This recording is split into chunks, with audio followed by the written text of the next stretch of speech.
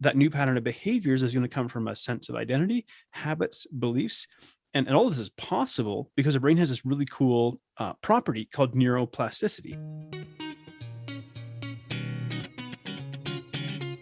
This is the Begin Within podcast, where we believe real, lasting health and fitness requires you to start inside before you work out.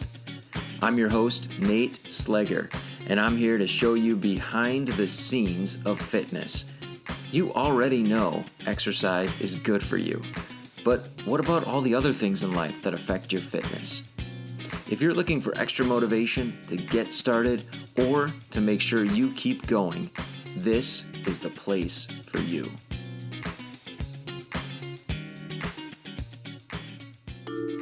Produced by BeginWithin.fit. My guest today is John McLernon. He is a weight loss coach who teaches people to lose tons of weight by reverse engineering their own healthy lifestyle without diets. He teaches brain-driven weight loss, which he's going to talk about today in the interview, where he marries together the science of metabolism with the psychology of behavior change and the compassion of human connection in order to create life-changing transformations for his clients. I'm really happy to have him on the show today. And he's had his own really remarkable story of losing and keeping off 100 pounds. So he's going to talk about that. And before we get started, a couple of things that I want to ask of you. First of all, a favor. I love having you here. You love being here. That's why you keep coming back. One favor I would ask of you is this. Whatever podcast platform you're listening on, could you please rate and review this show if possible? Of course, follow the show on your podcast player so that you can get notified when we have a new episode. But if you could please rate the show and then review it if you listen on Apple Podcasts, it would mean so much to me. It helps other people to find this show when they're looking for support with health, fitness, and weight loss. So if you could do that, it would not only help me out in order to be able to help more people, but you're going to help those other individuals who discover the show because of your ratings and reviews. Also, I want to tell you about something really cool that we just started in 2022. It is a community. Every single day I'm coaching in this group, and you can join absolutely for free and learn the types of things that are helping our clients to lose weight and to get in the best shape of their lives. Not just through tips and tricks when it comes to dieting, but through actually changing habits and behaviors. Please join in that group with us. I'm going to link to it in the show notes.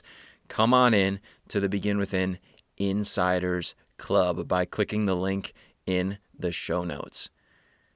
Now, let's talk about our episode for today. Here are a few things that I want you, please, to listen for. These are things that are going to absolutely help support you in living a healthier life.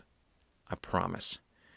In my interview with Coach John, listen for our conversation about identity and how important it is in this whole process. Listen for his explanation about how eating healthy costs less money and takes less time than unhealthy eating. And finally, listen for his response to that question I ask each and every single week with each and every person that I interview, and that is how to get started. He's going to talk about a concept that is going to make a ton of sense to you. It did for me, just super logical about how we can find solutions to really big problems. And when it comes to making healthy changes, that can seem like a very daunting process. If you're feeling that way, listen for his explanation of how to get started. Here's my interview with Coach John McLernon. I've had quite a varied background. So from nanotech researcher to a marine engineer in the Navy, four-time entrepreneur with two failed businesses and a globetrotting English teacher, among other things. There's a few others in that list, but I think all of this points to the fact that I just spent a lot of time trying to figure out what I was actually wanted to do with my life. But my wife and I spent about 3 years traveling around the world, and we lived in South Africa for a period of time, and it was down there about 10 years ago that I was attacked and nearly beaten to death. So that incident was extremely traumatic for me, and I really wasn't equipped emotionally to sort of deal with the fallout of that. And it wasn't really a conscious decision, but I turned to food as a way of trying to escape my trauma and deal with PTSD and things like that. Okay. And so I think it's fortunate that I turned to food rather than say drugs or alcohol. But it was my coping mechanism, my emotional anesthetic. And I became like a binge eating food addict. And I put on about 115 pounds in a matter of about 6 months, which sounds like shocking. I'm also like a pretty big guy. Like I'm 6'1". My normal walking weight would have been around like 215 at the time. Okay. So I went up to like 330 pounds. And so, I've lost and kept off over 100 pounds, and people hear that and they're like, oh, wow, that's amazing. I'm like, yeah, that's a 6 to 7 year journey. Now, it's not Okay. because it necessarily takes 6 to 7 years to lose that amount of weight, but all of the internal work that I needed to do as a Yeah. result of like going through trauma, the mental health struggles, things like that, meant that like I tried a lot of things. Basically, all of my attempts at dieting were like not dealing with what really needed to be dealt with in Okay. terms of getting to the place of permanent weight loss. And so, in a nutshell, I really fell into this pattern of sort of like self-loathing, because I felt like my body had failed me because I went from being athletic to being obese, Mm. and I really started to like hate my body because I felt like it betrayed me, and sometimes I would even like eat out of spite. And so Mm.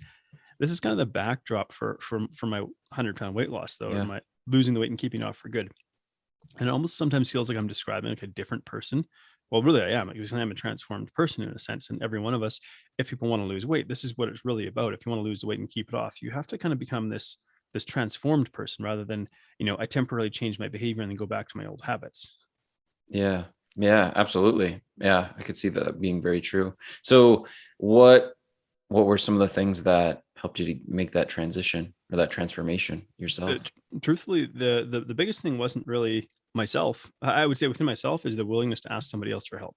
Oh, okay. So I often say that like trying to fix yourself is a bit like trying to bite your own teeth. Like it doesn't work because you're stuck in your own head, especially when it comes to something like this. I'm a former research scientist, nanotech researcher. I was deep into the supplement science. I was a supplement guru. I've been into manufacturing and retail and things like that. Okay. So I tried every supplement under the planet. Mm. I hired coaches and things. I think the problem was the sort of like the weight loss world is still stuck in this. It's shifting, but it's still stuck in this paradigm of you just have to follow this meal plan and have somebody tell you what to do and wag their finger at you when you don't do it and Mhm. so on. The reality is like I needed somebody to show me compassion, and that's a very misunderstood concept as well. So compassion really walks a middle road. What I mean by that is, let's just say I have a client and I bump into them and they're halfway down a bottle of wine. They've had a hard day. Now, if I was to start wagging my finger at them and be like, yo, you know better than that, don't be stupid, that actually will just cause them to retreat. Mm. So they're going to retreat because they don't like the uncomfortable feeling of being judged. So now that'll teach them to hide their behaviors. On the other hand, if I go, well, you've had a hard day, you're already halfway through, you might as well finish the other bottle. That's called enabling. And that doesn't move them forward. So compassion walks the middle road and says, let's understand how you got here and why you're doing this without judgment. And for me, that's what a coach did. Mm. Is I thought he was going to treat me the way I treated myself. I was beating myself up. I was angry. I was self-loathing. I was binge eating. I was spite eating, all this kind of stuff. And instead, he showed me compassion, helped me to understand why I was doing what I was doing.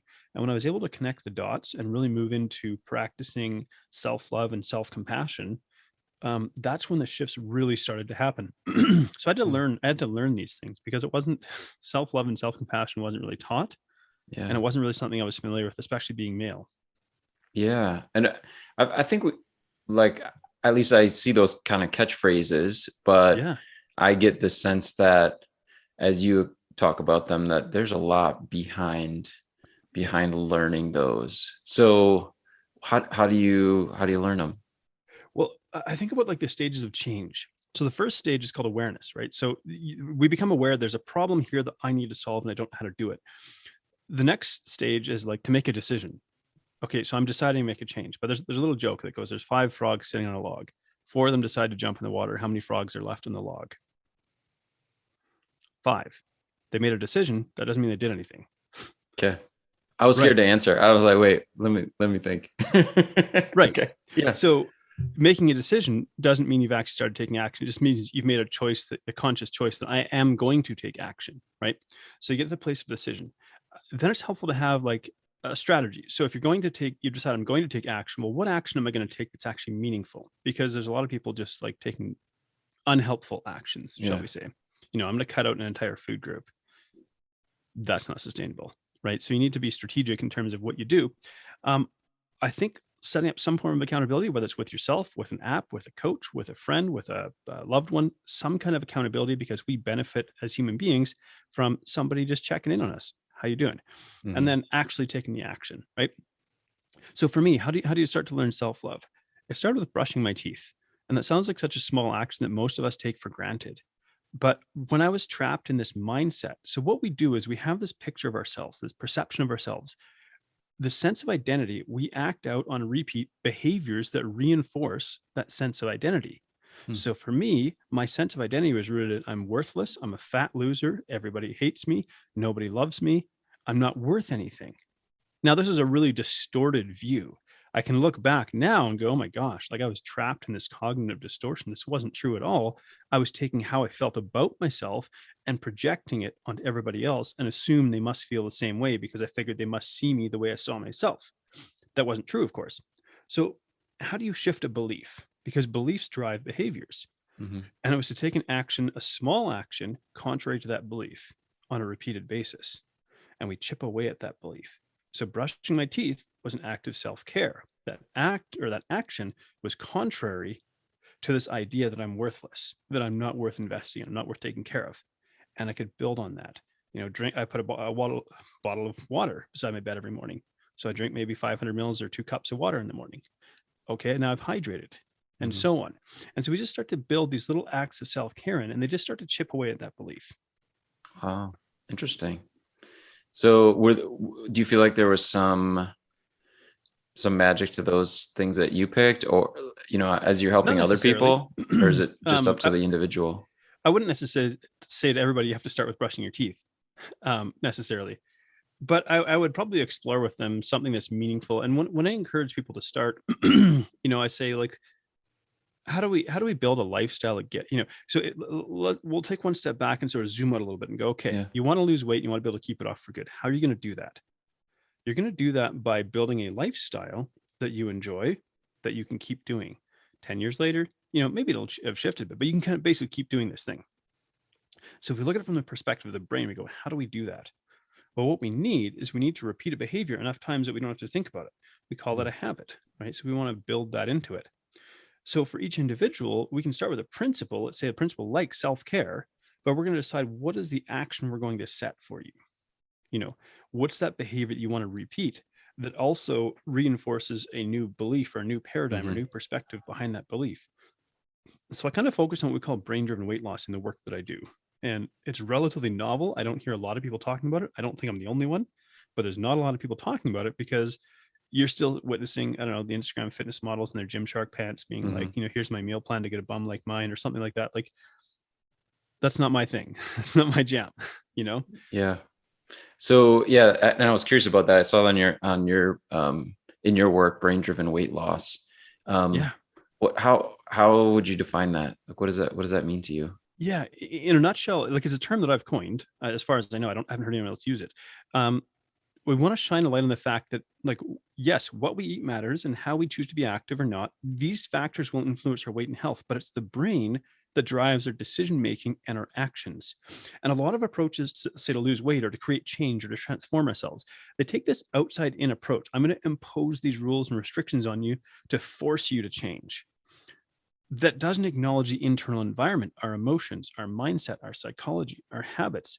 How about our social environment, our emotional environment, our relational environment, and so on? These are the factors that actually most powerfully influence our behaviors and ultimately our results.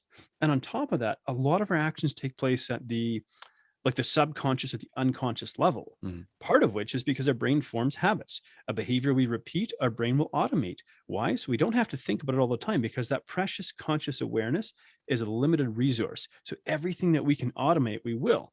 For example, maybe you've driven from one place to another and you've done it a number of times. So you get there and you go, I don't remember driving here. How did I get here safely? Your brain did it on autopilot. That's how amazing our brain is, right? So it's like, if we want to create something like permanent weight loss, we have to create permanent change. We call it transformation. But we can only create transformation by establishing a new pattern of behaviors. That new pattern of behaviors is going to come from a sense of identity, habits, beliefs. And all of this is possible because the brain has this really cool property called neuroplasticity. It's kind of a buzzword nowadays, but it's the brain's ability to rewire itself. And so when we look at it from that perspective, there's like a whole new way of doing this that will actually potentially create permanent change.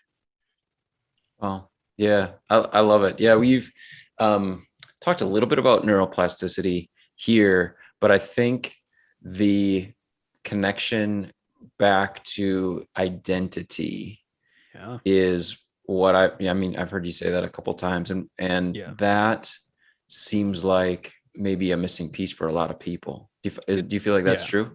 100% it is. And here's the other thing. So if you look at the way that human beings are kind of wired, why is coaching a thing in the age of Google? Because information is not the problem. Google gives us basically access to infinite information that we could never consume enough of. Like it's there. So we don't have an information problem. We have a human problem. So when you go to transform your identity, most of these efforts are going to fail, especially if you try to do it by yourself. Here's why. So by nature, we like connection to other people. We're very social. And so when you go to transform yourself, you're actually making yourself very vulnerable. You're exposing yourself to potential danger from a primal biological perspective, because you're going through this place of change. You're now more vulnerable. When you are connected to another human being who is seen as safe, somebody who, quote unquote, has your back, it's now safe to go through this process of transformation because you're not alone in it. When you try to do it alone, it's exceptionally difficult. And it's just because of how human beings are wired. It's why coaching is a thing. Interesting. I've not heard it explained that way. That makes so much sense. I love it. Yeah. Could I wanted to ask you a little bit about the healthy eating, right? We know that that's really important in, becoming better versions of ourselves. How do you help your clients to make it faster and easier? I kind of have an engineering brain, because I used to be an engineer as well. And so the way that my brain works, I think about systems and processes. So I'm going to quote James Clear in his book, Atomic Habits. So James Clear really made habits kind of a mainstream thing with this book. And it's a great book. It's well worth the read. He said, we don't rise to the level of our aspirations. We fall to the levels of our systems and habits. Now, this is true because whenever we're tired, we're going to default to the behaviors that don't require conscious thought. That's how our brain works. It'd be nice if it was like, but to be motivated all the time, you'd basically have to become like a meth addict or a cocaine addict, right? Because we can't manufacture motivation all the time. So when it's not there, what we're doing is we're operating on autopilot.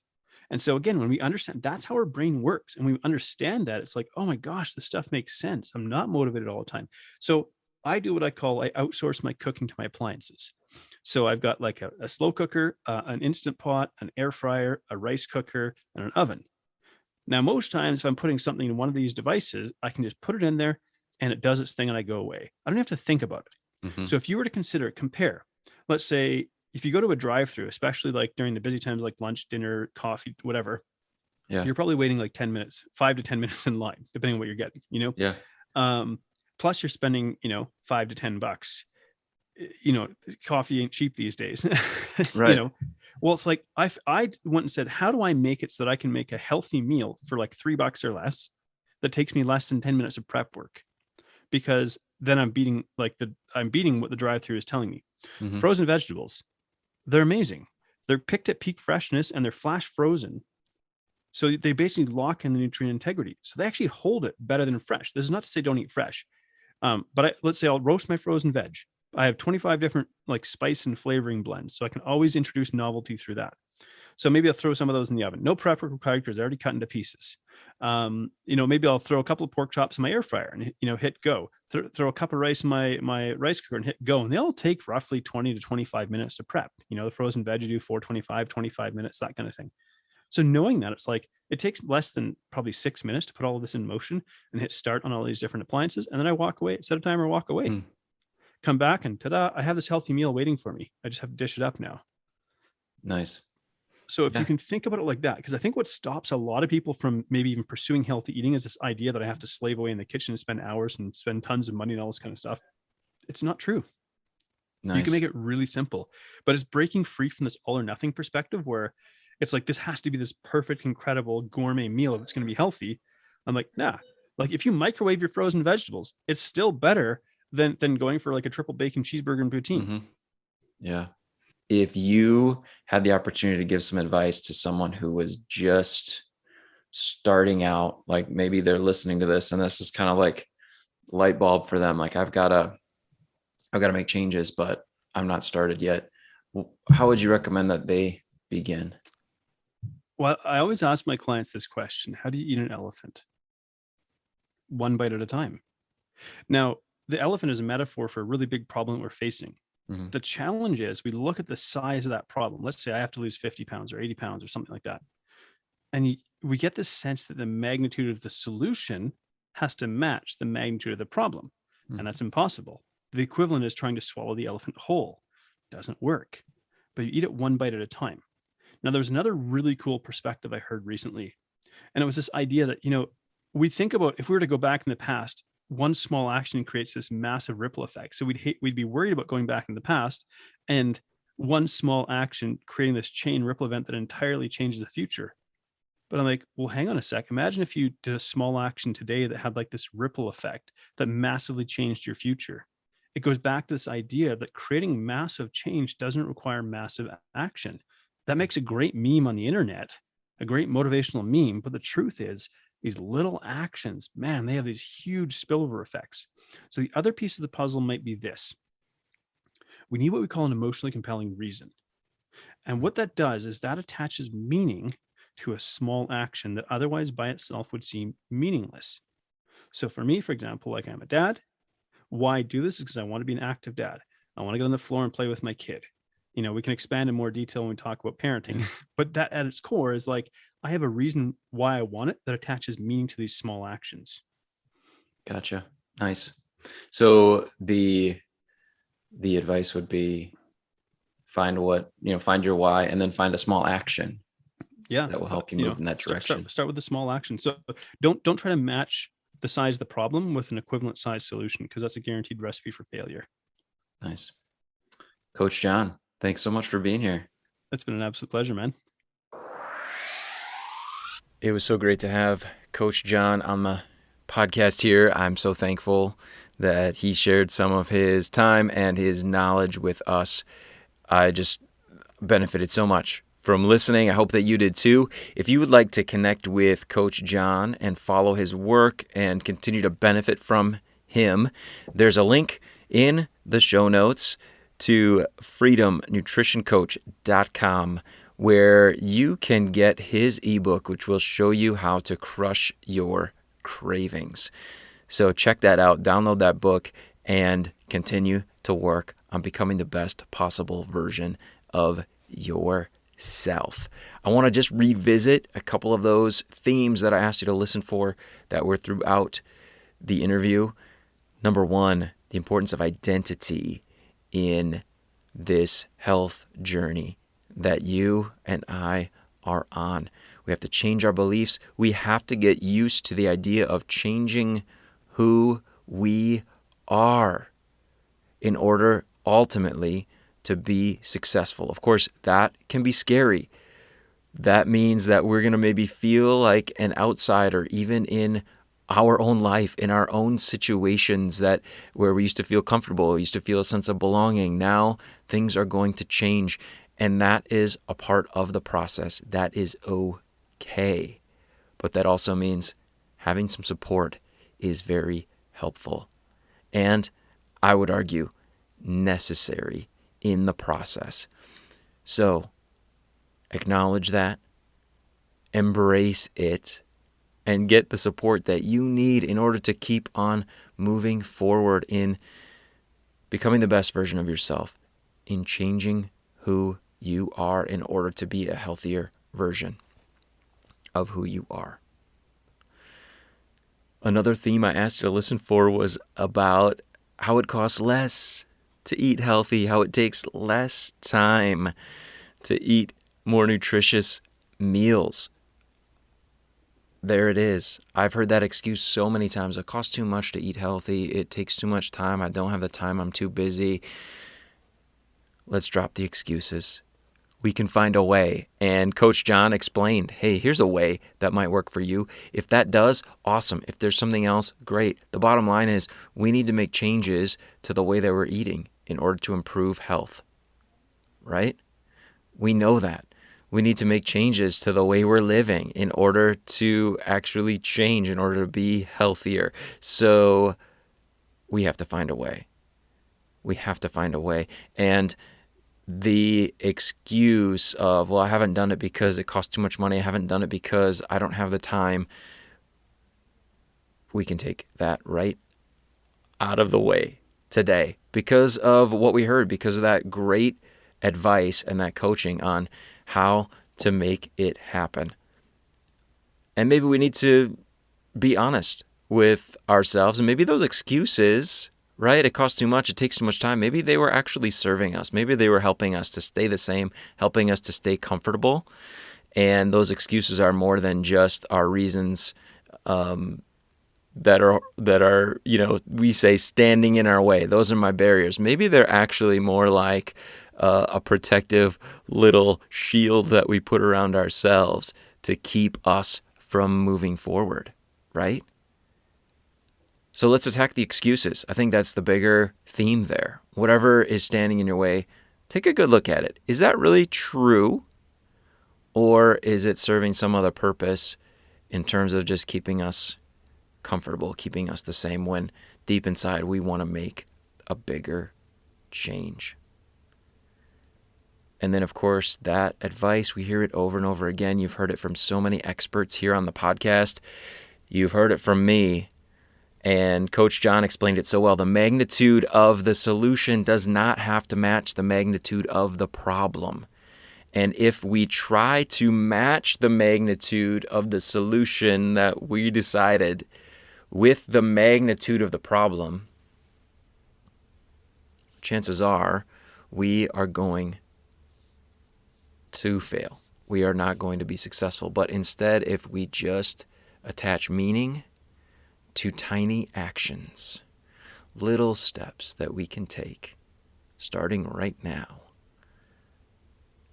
we will move closer to the solution.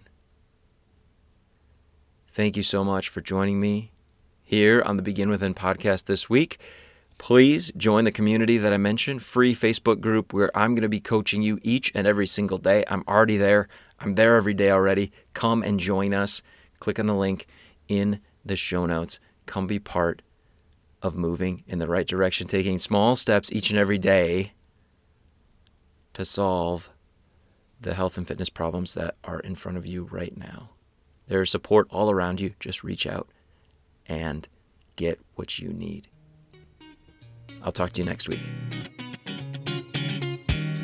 If you are tired of feeling frustrated and disappointed with fitness and you're ready to get on the path to being the healthy person you want to be, just go to beginwithin.fit and click the Join Our Challenge button. We can't wait to support you in your fitness journey and help you to get the results you deserve.